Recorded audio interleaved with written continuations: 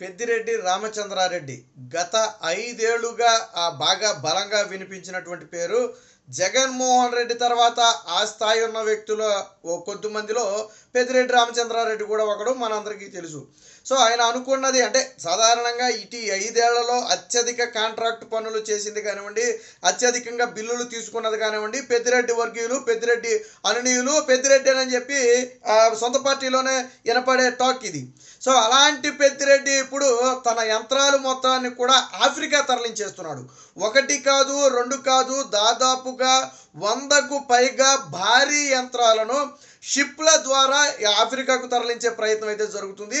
మరి ఎందుకు ఆఫ్రికా తరలించాలనుకున్నాడు? అది కూడా ఎన్నికలు ముగిసిన వెంటనే ఆఫ్రికా తరలించే ప్రయత్నం. అంటే ఓడిపోబోతున్నాడు కాబట్టి పారిపోతున్నాడని చెప్పి ప్రతిపక్షాలు బలమైన ఆరోపణలు చేశాయి.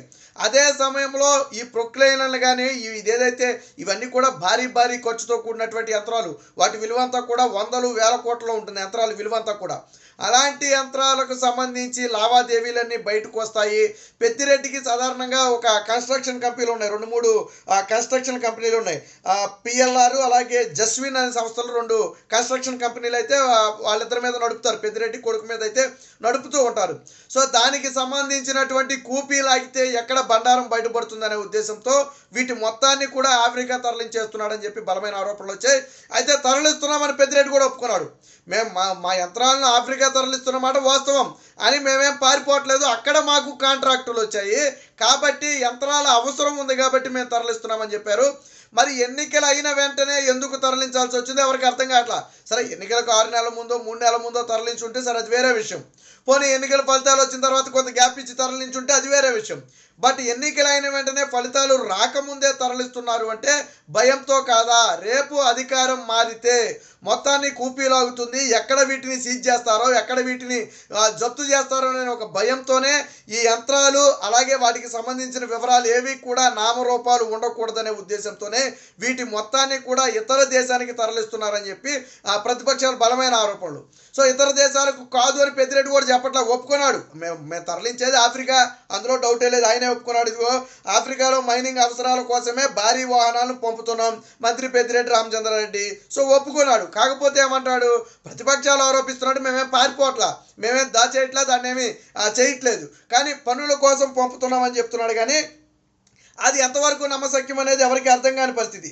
ఏమంటాడు ఈయన, ఆఫ్రికాలో ఫెరో మాంగనీసు, ఫెరో సిలికా మైనింగ్ కాంట్రాక్టు పనులు చేపట్టాం కాబట్టి దశల వారీగా వాహనాలను పంపుతున్నామని చెప్పి చెప్పడమే తప్ప, అంటే ప్రతిపక్షాలు ఆరోపిస్తున్నట్టుగా మేమేమి పారిపోవట్లేదని చెప్పాడు. అయితే ముంబై పోర్టు నుంచి పంపుతున్నమాట వాస్తవం, అది కూడా పెద్దిరెడ్డి ఒప్పుకున్నాడు. ప్రతిపక్షాలు ఏం చేస్తాయి, ముంబై పోర్టు నుంచి పెద్దిరెడ్డికి చెందినటువంటి ఏదైతే పిఎల్ఆర్ కంపెనీ ఉందో ఆ కంపెనీకి చెందినటువంటి భారీ వాహనాలు ముంబై పోర్టు నుంచి దేశం దాటిపోతున్నాయని ప్రతిపక్షాలు ఆరోపించినాయి. దానికి ఆధారాలు కూడా ఉన్నాయి, కాదు అని ఆయన కూడా చెప్పలేడు, ఎందుకంటే మళ్ళీ రికార్డ్స్ తీస్తే మొత్తం బయట దొరుకుతాయి. కాబట్టి ఏమంటాడు, ఎస్ ముంబై పోర్ట్ నుంచి పంపుతున్నాం, మా భారీ యంత్రాలు కూడా పంపుతున్నాం. అంటే ఆంధ్రాలో కాంట్రాక్ట్ పనులు అయిపోయాయా? మీరు యంత్రాలు ఇక్కడి నుంచి వేరే చోటకు పంపుతున్నారు అంటే ఇక ఇక్కడ మీ కాంట్రాక్ట్ పనులు లేవు, ఇక్కడ మొత్తం అయిపోయి ఉంటేనే వేరే చోటకు పంపు ఉండాలా? అంటే ఆంధ్రప్రదేశ్లో చేయాల్సింది మొత్తం చేసేసినట్టేనా? అంటే ఒకటే లాజిక్, ఇక్కడ అధికారంలో ఉన్నవాళ్ళు ఖచ్చితంగా ఇలా ప్రభుత్వం మారుతుందనే సమయంలో వాహనాలు తరలించినా, డబ్బు తరలించినా. ఇంకొక ఆరోపణ కూడా ఉంది, వాహనాల పేరుతో వాహనాలలో భారీగా ఏదైనా డబ్బు కానివ్వండి, నగలు కానివ్వండి, ఇంకోటి కానివ్వండి, విలువైన వస్తువులు ఏమన్నా ముంబై పోర్ట్ నుంచి దేశం దాటిచ్చేస్తున్నారేమో అనుమానం కూడా ఉంది. సరే, అలాంటిది ఏమీ లేదని పెద్దిరెడ్డి చెప్పినప్పటికీ కూడా అలాంటి పలు అనుమానాలు. ఎందుకంటే ఇటీవలే పోర్టులో మనం 40,000 కోట్ల రూపాయల డ్రగ్స్ని అయితే మనం స్వాధీనం చేసుకోవడం జరిగింది. సో అంటే ఏ స్థాయిలో డ్రగ్స్ వ్యాపారం జరిగిందని మనం అందరం చూసాం. సో అది కూడా ఎవరికి చెందింది, సంజయ్ ఆక్వాకి సంబంధించి, వైసీపీకి సంబంధించినటువంటి ఒక లీడర్కి సంబంధించింది. కాబట్టి ఇలాంటి అనుమానాలు సహజంగానే వస్తాయి. సో ప్రతిపక్షాలు ఎందుకు బలంగా ఇప్పుడు పెద్దిరెడ్డిని టార్గెట్ చేశాయంటే 5 ఏళ్లలో అత్యధికంగా కాంట్రాక్టు పనులు చేసి రాష్ట్ర ఖజానా నుంచి అత్యధికంగా దోచుకున్న వ్యక్తి పెద్దిరెడ్డి రామచంద్రారెడ్డి. సో అలాంటి పెద్దిరెడ్డి రామచంద్రారెడ్డి ఈరోజు ఉన్నట్టుండి అకస్మాత్తుగా రాత్రికి రాత్రి యంత్రాలు మొత్తం కూడా తరలించేస్తున్నాడు. అది కూడా పోలింగ్ అయిన మరుసటి రోజు నుంచి ఈ వ్యవహారం మొత్తం కూడా జరుగుతుంది అంటే ఖచ్చితంగా దీని వెనక ఏదో గూడు పుటాని ఉంది. అంటే రేపు ప్రభుత్వాలు మారిన తర్వాత దొరకకుండా ఉద్దేశం అయి ఉండాలా, లేదా యంత్రాల ముసుగులో ఏదైనా రాష్ట్రాన్ని లేదా దేశాన్ని దాటించే ఆ ప్రయత్నమైనా జరుగుతూ అయినా ఉండాలని చెప్పి ప్రతిపక్షాలు అయితే ఆరోపిస్తున్నాయి. అయితే పెద్దిరెడ్డి మాత్రం ఒక విషయం స్పష్టంగా ఒప్పుకున్నాడు. ముంబై పోర్టు మీదుగా ఆఫ్రికా దేశానికి భారీ యంత్రాలు పంపుతున్న మాట వాస్తవం. ఇది ఆయనే ఒప్పుకున్నాడు స్వయంగా. ఈరోజు వార్తలో ఆయనే ఒప్పుకున్నాడు.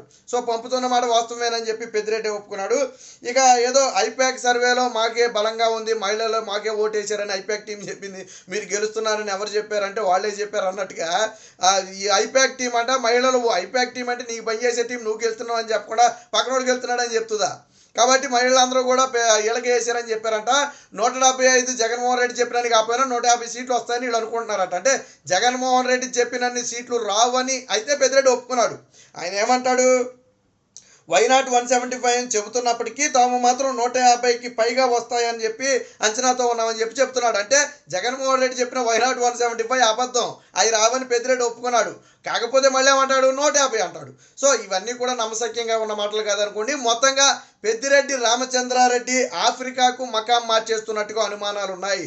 రాష్ట్రంలో తన అవినీతికి సంబంధించిన ఆధారాలు లేకుండా చెరిపివేయడంతో పాటు ఈ 5 ఏళ్లలో దోచుకున్న సొమ్ము మొత్తం కూడా హవాలా మార్గంలో దేశం దాటించే ప్రయత్నం జరుగుతుందని ప్రతిపక్షాలు బలంగా అయితే ఆరోపణలు చేస్తున్నాయి. మరి అలాంటిది ఏమీ లేదని పెద్దిరెడ్డి అయితే చెప్తున్నాడు. ఏది ఏమైనా పెద్దిరెడ్డి దాదాపుగా దుకాణం సర్దేసినట్టే, వాటమి భయం కొట్టొచ్చినట్టుగా కనపడుతుంది. రేపటి రోజున ప్రభుత్వాలు మారితే మనకెందుకు తలనొప్పని ఇప్పుడు మొత్తం దుకాణం మొత్తం కూడా ఆఫ్రికాకు సర్దేస్తున్నట్టుగా పలు అనుమానాలు అయితే వస్తున్నాయి.